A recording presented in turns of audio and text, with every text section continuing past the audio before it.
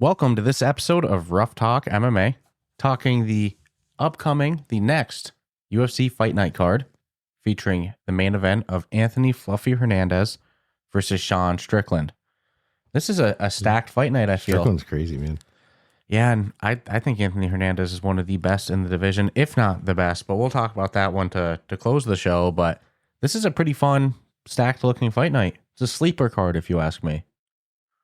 I wouldn't sleep on it. Mm-hmm. This Saturday, February 21st. They were smart to take Valentine's off. Yeah. Let people be together. That starts fights, literally. Mm-hmm. What, you don't want to spend the night together? You want No, there's fights on tonight.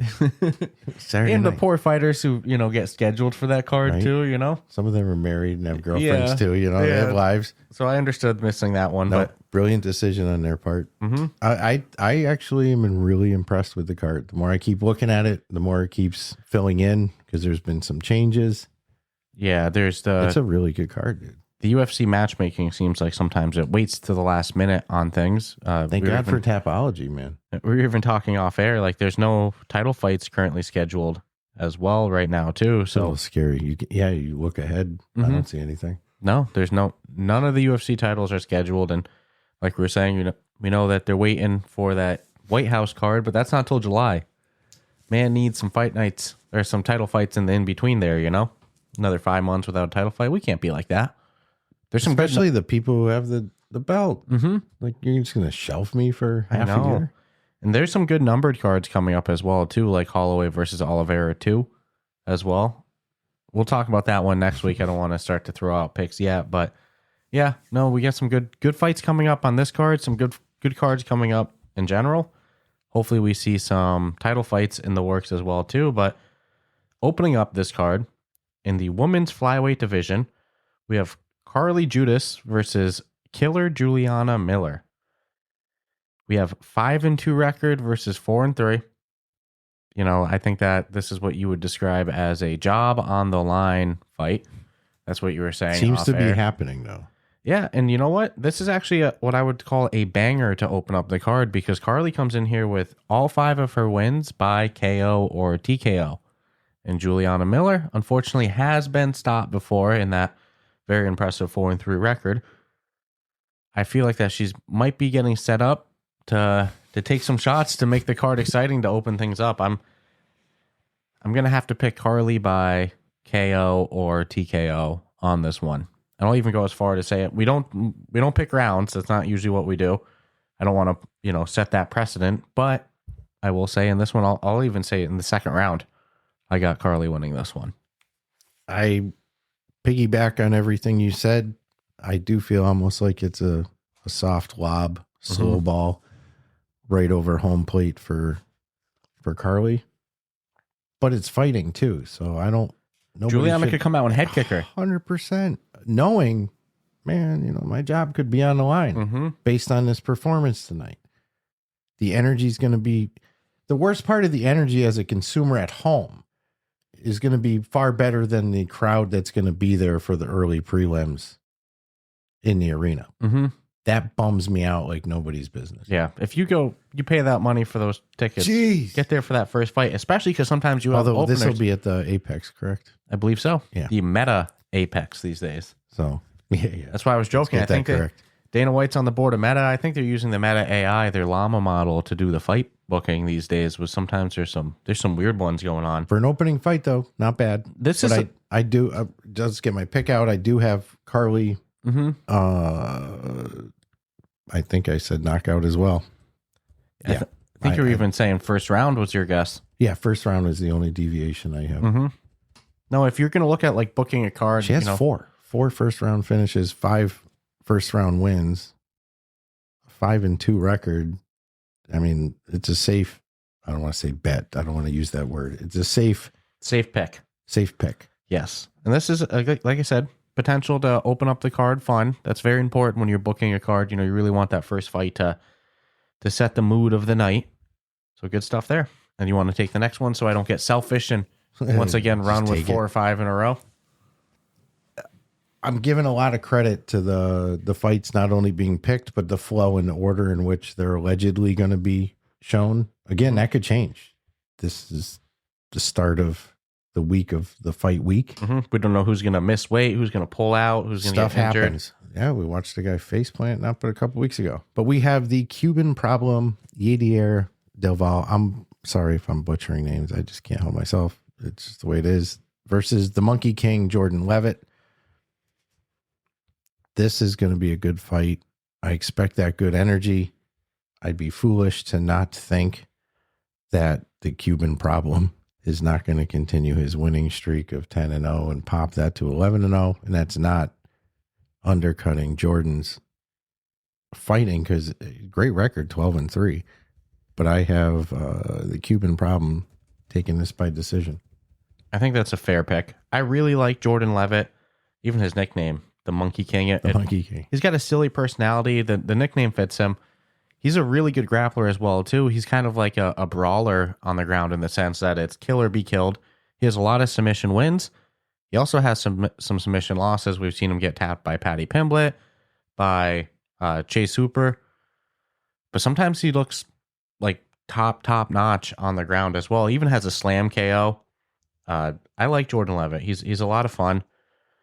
But unfortunately, I do think that this is going to be a bad stylistic matchup with him against Yadier. I'm going to go with Yadier by decision.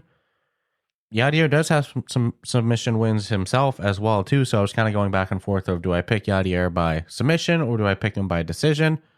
I think Jordan's going to be able to fight off the submissions on this one, but I think Yadier is just going to be a little bit too much for him and get the decision win.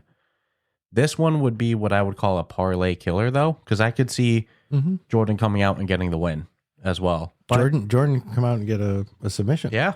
I mean, he's got those type of that brawler style on the ground of, it's kill or be killed. But if I was to go for what's safest, I'm going to say Yadier by decision as well. So first two fights we're agreeing with. I think they almost mitigate each other with the submissions. Mm-hmm. I agree.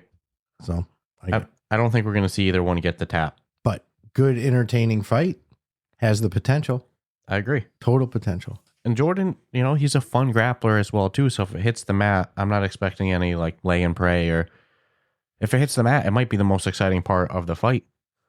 This next fight is going to be a name butcher from me. We have JBL, Jeal-Paul. That part I get good. So I'm just going to call him Jeal-Paul after this next butchering. JPL. But Jean-Paul Lebosnoyani, you notice why I'm just going to go Jean-Paul against Phil Rowe. I like Phil Rowe a lot. I remember a couple years ago he grappled Gordon Ryan, really putting himself out there into different areas of combat sports, even doing some media. He's really becoming a student of the game. However, not championship level or anything yet. He's studying, he's getting better. But I do think Jean-Paul is going to be a bit too much for him. I don't think Jean-Paul is going to be able to get the submission. I don't think he's going to be able to put him away. But I'm going to go with a Jean-Paul by decision here. And what has potential to be a real fun fight. Phil Rowe does come in with a significant experience advantage. Not just more fights on his record, but who he's fought, how long he's been in the UFC. But Jean-Paul looks like he's got a bright future. I'm going to go with him by decision. I have the exact same pick. Oh, it kills me. I'm trying to deviate when I can from you. But no, I've had Jean-Paul by decision. The twist is Phil potentially talking about jobs on the line, 11-6. You pop 11-7. It's not good. So there's that wild card factor. Mm-hmm. Phil Rowe is dangerous on the feet too. He needs to come out with that. He has it in him. 64% knockouts in his fights, dude. Mm-hmm. It's in him to do. But I'm gonna lean on Jean-Paul to not get knocked out. So you're going with him by decision as well? Yeah, 100%. Okay. So far, 3-0. I know. 3-0 on the same picks. This is what, a lot of times we'll agree with the first couple fights quite a bit. And then as we get to the main card and stuff, we start to see some, correct divergence. What I like too is when we have to try to make a fair pick on fighters that aren't necessarily as known yet. Mm-hmm. They're early. So you might even be going back to that was us with the road to UFC fights. I saw a grappling match once. Mm-hmm. They were in it. I saw an interview once. Sometimes it can be hard to as people are making a name for those road to UFC fights were pretty good. Yeah, I was impressed. I don't want to try to say the names. Yeah, you notice I did the picks order for intentionally. We have Ramiz, Brahimaj. You might have nailed that. Versus Punahele, Soriano. Yep. Soriano. I'm sorry. Soriano. So this is a fair matchup statistically anyways. I think it's a great fight for both fighters. My fear is it going to end up boring? With that though, I do have Puna winning by TKO or KO. But again, I have a fear in my stomach that this might not be the most exciting fight. But I'm hoping I'm wrong. I really liked Soriano when he first came to the UFC. I was actually really high on him. Then, unfortunately, he did have some losses to like Brandon Allen, to Roman Kopylov. Some fights that I thought he was going to win too against Dustin Stolafis. But unfortunately, I'm going to go with Ramiz on this one. Nice. I'm going to take him by decision, actually. This is kind of our first divergence of it. And of course, I've always picked Soriano to win. The time I'm not picking him to win, he's probably going to win. That's the way life works. Hopefully he wins me back again on the hype train. Like I said, I was really big on the kid when he first came to the UFC. Looks like he's got some power in his punches when he throws. We did see him get a little bit too in love with it earlier in his UFC career and gas himself out, after the first round. I think we might see a situation like that in this fight where he wins the first round, throws some bombs, and then the second and third round, Ramiz is able to take over and get the decision win. But this one has potential for a highlight reel knockout if Soriano can get his hands on him. Be nice. Yeah. It'd be nice. I'm actually a little scared that you chose by decision too. Mm-hmm. I mean, I think if Soriano wins, it's by KO. And if Ramiz wins, it's by decision. Honestly, that's fair. This next fight, though, this one's a fun one. We have Nora Cornolio. No, that's not her last name. I'm sorry. Then we have Nora Cornolle versus Joselyne Edwards. Interesting about this fight is Nora already has a win over Joselyne. And I don't think either fighter has developed so much since that fight that I think it's going to go any different. I'm going to go Nora by decision on this one. You might as well have just said my side too. Mm-hmm. That's 100% my pick. I don't see anything changing. Hasn't been any drastic movements. I mean, she could get the knockout, but I'd still go Nora. Mm-hmm. I think if what's the safer pick if you were to do a bet line and everything like that, I think Nora winning this fight is the clear and obvious pick on this one. It seems that way. But again, this is fighting. We've seen some weird shit happen. It's not always the best fighter wins. No. Motherfuckers can get caught. Particularly tonight. Especially, and there's so many other variables. What were, how was the weight cut? Exactly. How was the weight cut? That's the one that has a lot of attention now, though. It's on me. Yes, sir. Woohoo. I go silent now. Otherwise, I'll go on a run, and we don't need that. That becomes my cue. All right. Cobra, Alden, Coria. Coria. Thank you. Cobra, Alden, Coria. I love this name. Versus Grim Lewis Gurule. I just suck at last names, dude. That should be my shtick. We're no Bruce Buffer, to say the least. I've saw Bruce Buffer's cheat notes. If I had those cheat notes, I'd say like phonetic. 100%. It like all spelled out differently, different ways. He is leaving nothing to chance. So if I really Bruce Buffered it, I could probably come out strong. Take lessons on how to take notes on that. But anyways, again, this has on paper the possibility to be a really good freaking fight. I just want to see if we differed on our we did. Spoiler. Sorry. Just wanted to make sure. I am 100% going to lean on a decision win on Lewis in this fight. On paper, they really balanced themselves out strong. So I'm real curious, especially when you get to your pick. I want to know where you're coming from. I want to feel it. So yeah, I got to lean on Lewis to go the distance in this one. I'll take, as your reference, I'll take Alden by KO, actually, on this. We've seen Lewis stop before in one of his last fights. I think Alden's got some pop in his hands. This wasn't my most confident one. I could see Alden winning by decision as well. This might come down to the jab. Alden's my pick in this. I was just going back and forth between KO/TKO or decision, but in the end, I am leaning Alden by KO on this, which is always risky in the flyweight division. Not saying that flyweights don't get finishes, but which is more likely to get the knockout, heavyweight or flyweight? You'd go, the bigger the guys, but I think Alden's going to get the finish here. Although we have learned, especially recently, which bigger the guy doesn't mean. Which weight class would I rather see go the decision? Yeah. Flyweight. The third round of a flyweight fight is much prettier than the third round of a heavyweight fight usually. Oh, no, at that point, they're already talking dinner plans together. But good to see we're getting some divergence in our picks as well, 100%. Too. Next fight, we have Ode Osbourne versus Alibi Idiris. Man, I'm no Bruce Buffer either. Just almost called him Alibaba, What the hell's going on? So I'm going to go Aldi on this one. I have him winning personally by decision in this. I could see him getting the finish against Ode as well, too, who has been stopped before. But I think he's going to survive this. I think it's going to go to decision. I'll take Aldi by decision. Alibaba by decision. Oh, I don't want to knock on my door for that.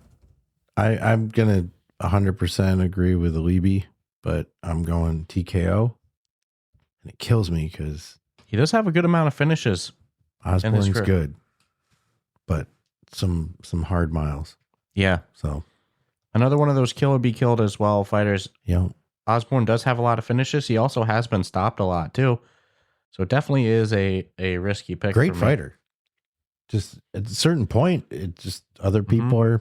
Well, he's been in the UFC for, he's got to be coming on, almost 20 fights in the UFC. Dude, it's like I said, he's got some hard miles. Mm-hmm. It's not like they throw you. Typically, they don't throw you a lot of easy shit. So agree on the fighter. Yep. Disagree on method. That's okay. I'll take that. Next fight. Is it me or no? Next one's you. Damn. Ooh, I almost did it. I was laughing because I'm like, he got stuck with that. Mm-hmm. No, I'm an idiot. One of the fighters in his profile picture on Tapology looks a lot like Luis J. Gomez, the comedian. But I'll save it. Oh yeah, no, I saw that doing the flex. Tell me that's not Luis J. Gomez right now. Look at the muscles though. Mm-hmm. We got Bang Bang, Chidi, and Njokuani. Mm-hmm. Good job. Chidi Bang Bang. Bang Bang.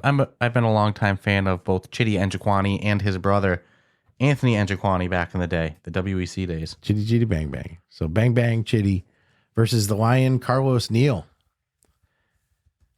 Ooh, I don't see a knockout coming from anyone in this fight. I'm gonna lean on the Lion to roar his ass over Bang Bang, but I see this going a distance. That's a fair pick. Yeah. As you can tell by my knowing. But dude, like in full honest, both these guys are veterans in the sport. This is going to be really interesting. Sometimes you see like the veteran versus the new guy, right? Or the guy who's like trying to boost his record up. These are two legit kind of OGs. Yes, two guys with seasoned records. Yeah, it could be more of a friend bro fight than an absolute battle. I'm going to disagree on this one. I'm biased, though. As you can tell, I'm a big fan of Chidi Bang Bang. I knew you were going to go that way. I'm going to go Chidi Njokuani by KO/TKO. This one's a risky one for me. It can happen. The man's got some hands and feet, to say the least, that he can throw. And come on, Chidi Bang Bang. Are either one ever going to make a honest push, do you think, to try to, at this stage in the game? Oh, for like title? Yeah. No. So it's like it's legit. It's a fun fight. It's a mid-card fight. Yep. It's a good. They did good with the matchmaking on this card, and I have a feeling we're going to see good wave of excitement. I like it. Dude, I've been liking the changes. I'll just say I mean, I'm sure Paramount doesn't have a say in the fights, but whatever's going on to make this all work, I'm liking it. Mm-hmm. So that one has potential to be a lot of fun, though. Even if Carlos Leal gets the decision win, like you pick, I think it's going to be a fun 15 minutes to get there. I hope so. Just because of the caliber of fighters. Look at the total fight experience in that ring, dude. Mm-hmm. It's kind of sick. Next fight, we have Zach Reese versus Michael Pereira. Michael Pereira burst onto the UFC scene doing backflips on opponents and stuff like that. He's been having some really good training footage with Sean Strickland coming out. It's always good when you have a couple guys in the same camp on the same card. They tend to really elevate each other, like we saw with Mauricio Ruffy and Alexander Volkanovski the other week. Unfortunately, Pereira does seem to be on a little bit of a downslide of his career currently. That's not to say he can't rebound, but I'm going to actually go with Zach Reese by decision on this. It especially depends on which Michael Pereira comes out. Like I said, he hasn't looked like a world beater in the last couple fights, and he was a guy that came on the UFC with a lot of hype, was looking really good. So I'm a little nervous on this pick, but yeah, I'm going Zach Reese by decision. I'm definitely going Zach Reese, but I'm taking a TKO KO.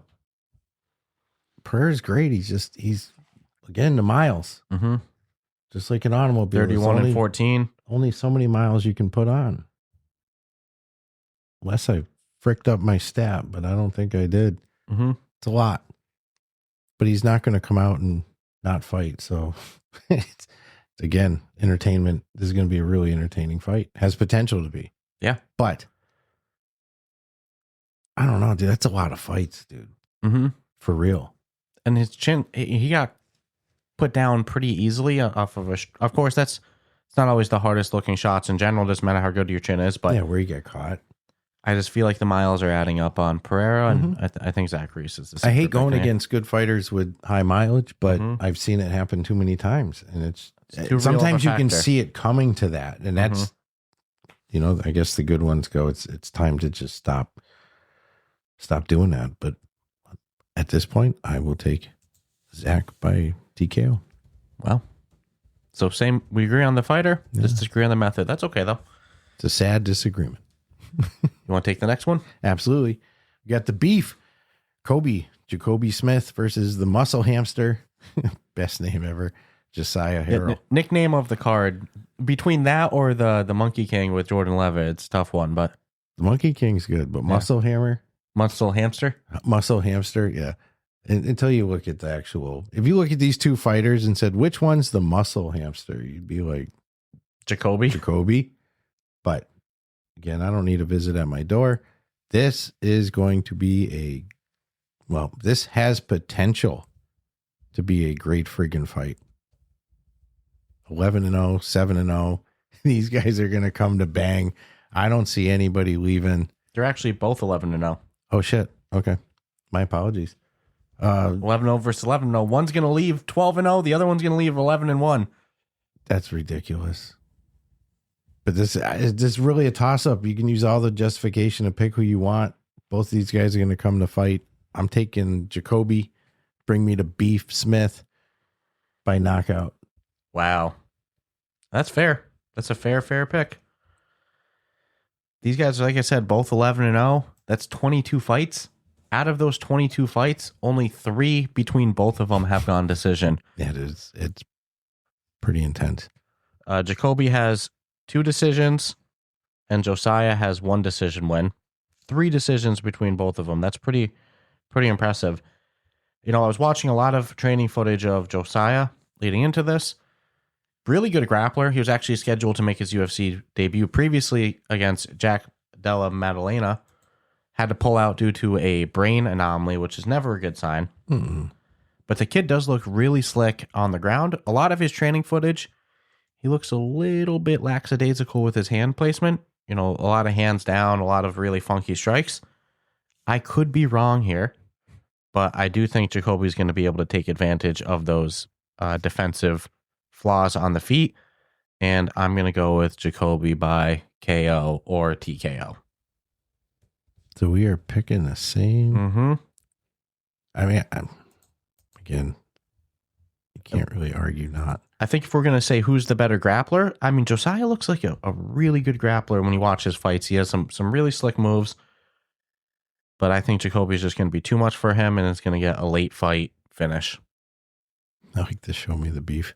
Show me the beef. That should be his... Show me the beef, Jacobe. That's actually good. But yeah, it has potential to be a really fun and competitive fight as well. Oh, it's going to be a banger.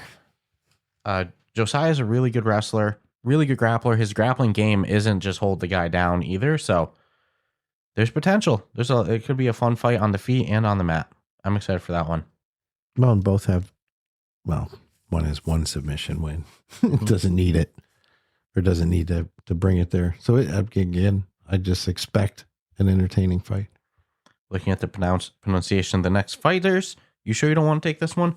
We have no, this one I got. That's a great one. We have Serghei Spivak versus Ante Delija. I remember Ante fought his last fight against Waldo Cortez, and Ante trains with Tom Aspinall, and coming off the Tom Aspinall eye poke thing, which I take Tom Aspinall's side with. I need to be clear there. I think that's awful what's happened to him. He was saying that any eye poke should be a DQ. Ante was. And then his next fight, he pokes Waldo in the eye. It was very poetic. And then seconds after the fight resumed from the eye poke, got put down by Waldo, who was on a tear, just came off the win over Derek Lewis as well. Serghei's been around. He's a vet. He has a lot of experience. I was really back and forth on this one. In the end, though, I'm going to go Ante by KO or TKO. And for the viewers, we better hope it's a finish, not a 3-round fight, because typically the third round of a heavyweight fight is not the best look for the sport. But then again, go try to do that with 250 pounds. Oh my God, yeah. So it's exhausting. But as a consumer, it can be pretty sad, like you said, come the third round. I was torn on this. I'm still kind of in my head torn. If it goes either way, I guess I'll be happy and be like, well, yeah, I could see that. I am going Ante by knockout.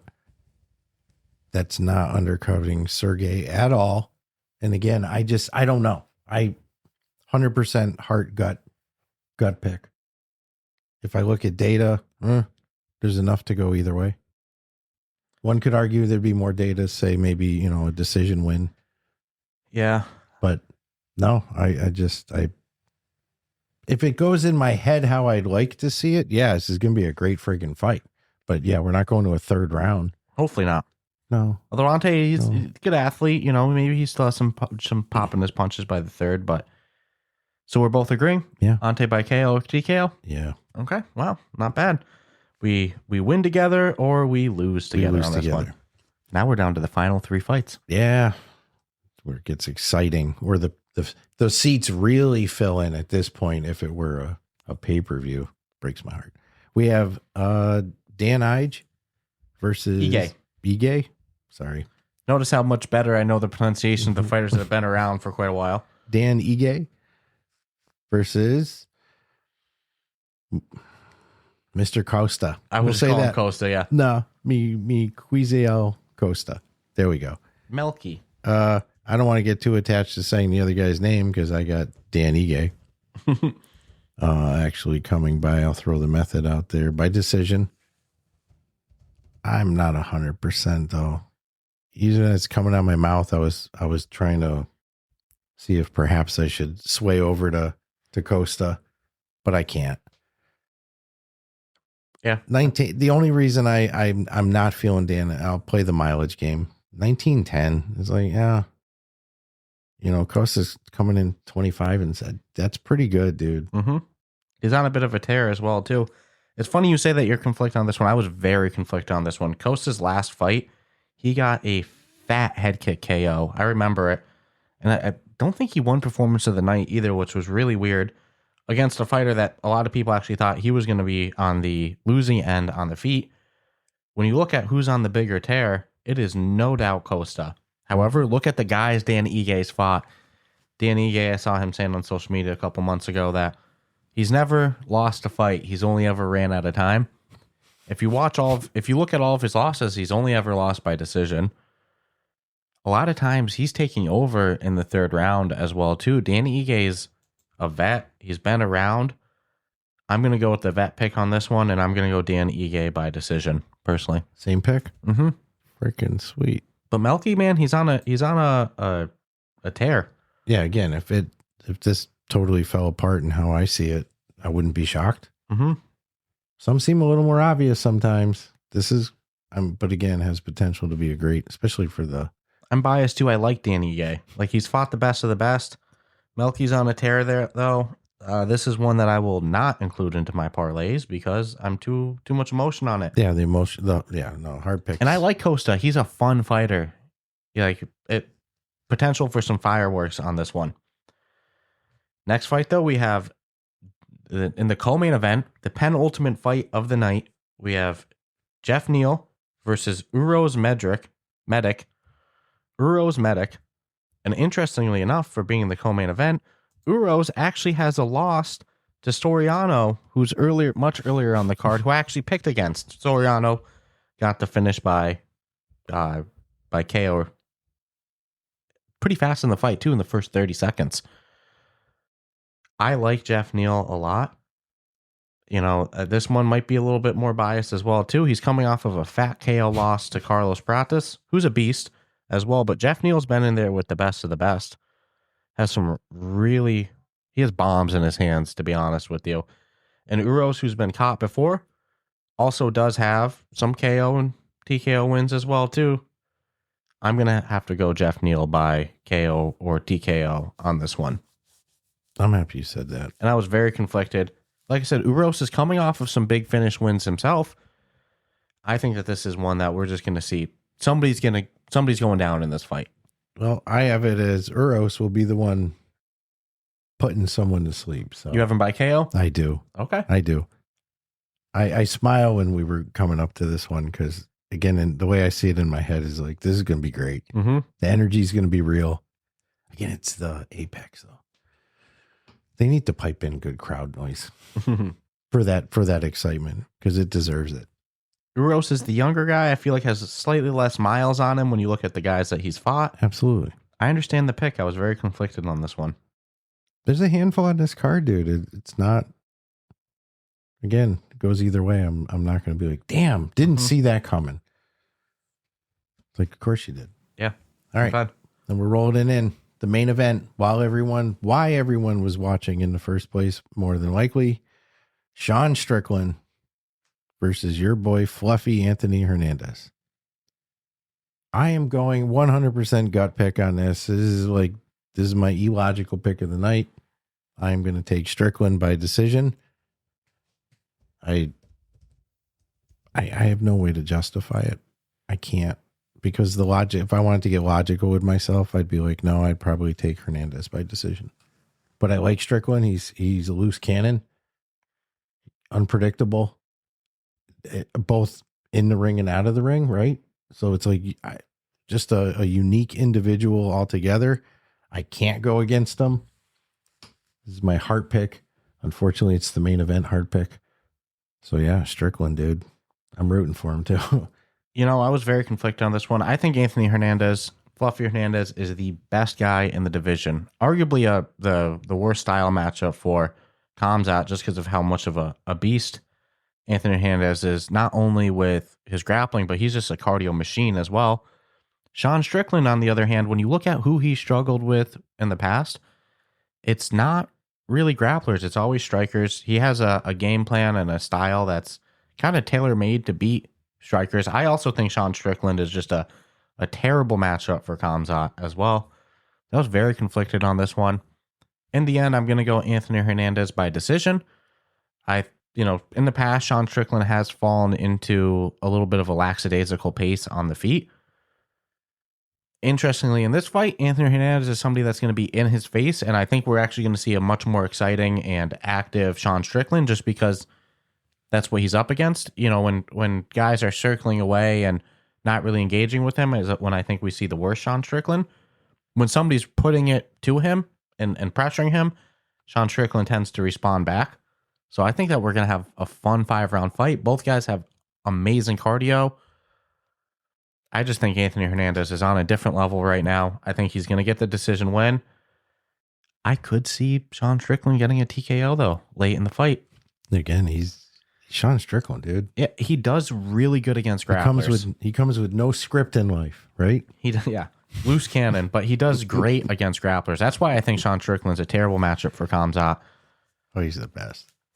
This is going to be a fun fight. Yeah, again, I can't go against. I don't care who you probably put in front of him. I'll probably always lean on him. I find him entertaining as again, in ring, out of ring. Just, it's the struggle. Good stories. Good storyteller.